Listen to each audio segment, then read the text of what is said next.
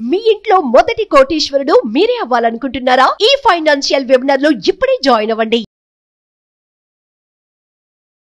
Hello guys, welcome back to our channel. ఈ రోజు మనతో ఉన్నారు స్టాక్ మార్కెట్ అనలిస్ట్ అండ్ సుందరం రెడ్డి గారు. సార్తో మాట్లాడదాం. నమస్కారం సార్. నమస్తే సార్, మార్కెట్ వాలటాలిటీ అనేది ఇప్పుడు కనిపిస్తూనే ఉంటుంది. బట్ ఎలక్షన్స్ లాస్ట్ ఈ 4th డేట్న ఏం జరిగిందో చూసాం. 5% మార్కెట్ క్రాష్ ఏదైతే లైవ్లో జరిగిందో అది అంటే ఇలాంటి టైంలో అయి ఉండొచ్చు. ఇప్పుడు కంటిన్యూయింగ్ టు ద మార్కెట్, పర్సనల్గా మీ సైడ్ నుంచి మీరు ఏదైనా పిక్ చేసుకున్న స్టాక్ కానీ, ఓకే ఈ టైంలో కూడా ఇది ఓకే అని తీసుకున్న స్టాక్ కానీ అలాంటిది ఏదైనా ఉందా? అది తీసుకోవడానికి గల కారణాలు వివరిస్తారు. రైట్. స్వాన్ ఎనర్జీ తీసుకున్నాను అండి రీసెంట్గా. అంటే నేను తీసుకున్నాను, నిన్న మార్కెట్ కరెక్షన్లో తీసుకున్నాను. ఆల్రెడీ అది మార్కెట్ డ్రాప్ అవుతా వస్తుంది. అండ్ నేను 550 దగ్గర తీసుకున్నాను ఆ స్టాక్. ఆల్మోస్ట్ 22 lakh తీసుకున్నాను. అంటే హెవీగా బెట్ కాస్తున్నాను ఈ స్టాక్ బాగా పెరిగిద్దని. అండ్ మై ఎక్స్పెక్టేషన్ ఏంటంటే షార్ట్ టర్మ్లో 2-3 monthsలో 50% దాకా వచ్చిందని ఎక్స్పెక్ట్ చేస్తున్నాను నేను. అండ్ లాంగ్ టర్మ్లో వెరీ గుడ్ కంపెనీ అండి ఇది స్వాన్ ఎనర్జీ. సో ఈ కంపెనీ ఏంటంటే అన్ని ఫ్యూచర్లో హ్యూజ్ డిమాండ్ రాబోతున్న సెక్టర్లో ఆపరేట్ చేస్తున్నాను అనమాట దీన్ని, ఈ కంపెనీని. అంటే పర్టికులర్గా డిఫెన్స్ ఏరియాలో ఇది one of the best company అవుద్ది. ఇప్పుడు మీకు తెలిసి డిఫెన్స్ ఎంత స్ట్రాంగ్ అన్నది. ఇండియాలో ఏంటంటే ట్రాన్స్పోర్టేషన్ కోసం షిప్ బిల్డింగ్ అంత లేదు, 95% అంతా కూడా అబ్బాయిమెంట్ డిపెండ్ అవుతారు షిప్స్ మీద. ఇండియాలో షిప్ మ్యానుఫ్యాక్చరింగ్ అంత ఎక్కువ లేదనమాట. అండ్ ఇప్పుడు ఉన్న షిప్ మ్యానుఫ్యాక్చరింగ్ అంటే మెజాగాన్ ఒకటి, అండ్ గార్డియన్ రీచ్ ఒకటి, అండ్ కొచ్చిన్ షిప్ యార్డ్ ఒకటి, 3 ఉన్నాయి.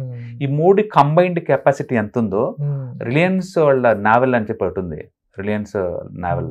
ఆ కంపెనీ కెపాసిటీ ఎంత ఉంది అంటే రిలయన్స్ నావెల్ ఎంత తయారు చేసిద్దో షిప్స్ ని, ఈ 3 కంపెనీలు కంబైన్డ్ కెపాసిటీ కూడా అంతే అనమాట. ఈ 3 కంపెనీస్ మనం చూసామనుకోండి, అండ్ మెజాగాన్ చూసామనుకోండి, మార్కెట్ క్యాపిటేషన్ 64,000 crores అండి, 64,000 crores. అండ్ గార్డెన్ రీచ్ చూసారనుకోండి 16,000 crores అది. అండ్ కొచ్చిన్ షిప్ యార్డ్ చూసుకునుకోండి 51,000 crores. కంబైన్డ్ మార్కెట్ క్యాపిటేషన్ ఆ 3 కంపెనీలు కలిపి దగ్గర మోర్ దెన్ 1 lakh crore దగ్గర ఉంది వాటికి, అంత పెద్దగా ఉంది. కానీ షిప్ బిల్డింగ్ కెపాసిటీ ఈ 3తో పోల్చుకుంటే, ఈ 3 కంబైన్డ్ కెపాసిటీ ఎంత ఉందో రిలయన్స్ నావల్కి ఎంత ఉంది.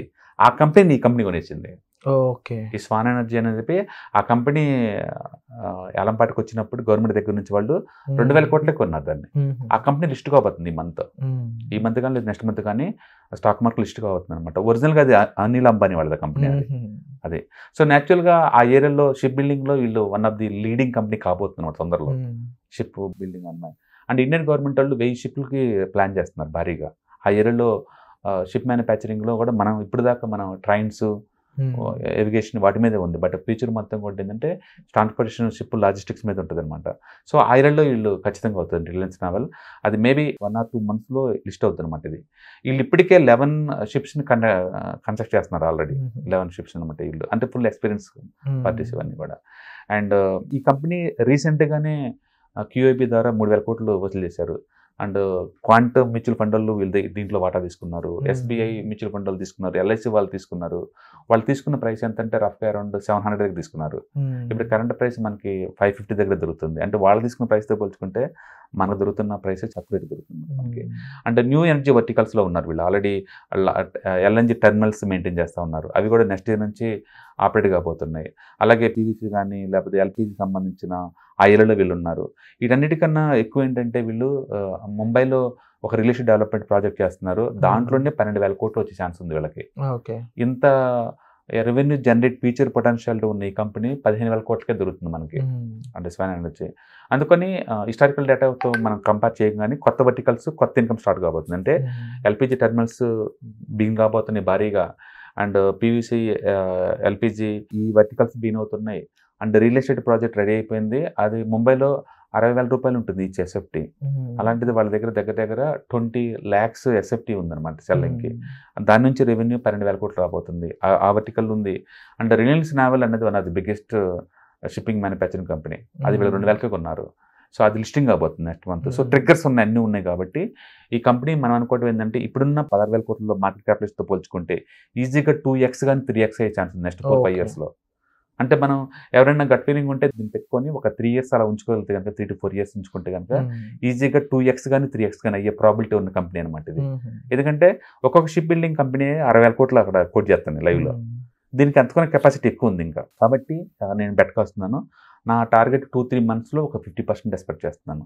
బట్ ఎవరైనా ఉంచుకోగలిగితే కనుక 5 years పాయింట్ ఆఫ్లో ఉంచుకోవచ్చు. స్టాక్లు ఈ టైంలో చాలా risky and too much shake అవుతుంది. మీరు చూస్తూనే ఉన్నారు కదా, సింగిల్ డేకే 20 ఊగుతున్నాయి అటు ఇటు. అందుకని ఎవరన్నా కంఫర్ట్గా ఉంటే కొంచెం రీసెర్చ్ చేసేసి కంఫర్ట్గా కన్వీనియన్స్గా ఫీల్ అవుతేనే తీసుకోవాలి తప్ప ఒకళ్ళు అడ్వైజ్ చేశారని చెప్పేసి తీసుకోకూడదు.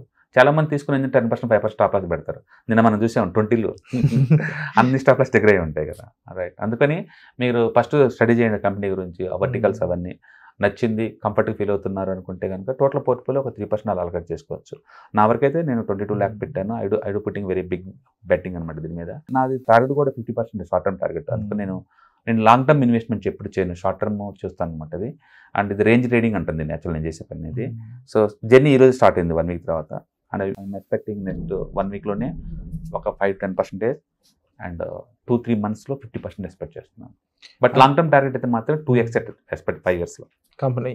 ఎందుకంటే కంపెనీ మార్కెట్ క్యాపిటలైజేషన్ 16,000 crores ఉంది. 16,000 అది ఈజీగా 40,000 50,000కి వెళ్ళిపోద్ది. ఒకసారి రిలయన్స్ నావెల్ కనుక లిస్ట్ అయిందంటే న్యూస్ ఫ్లో స్టార్ట్ అవుద్ది, ఇక అందరు చేంజ్ చేస్తారు. ఈ కంపెనీకి ఆ రీచ్ ఉందని అంటారు అయితే. ఎందుకంటే క్వాంటల్ కొన్నారంటేనే నేను దీని మీద కన్నా కూడా డైరెక్ట్గా క్వాంటల్ వాళ్ళు అడుగుపెట్టారంటే మ్యాటర్ ఉంటుంది.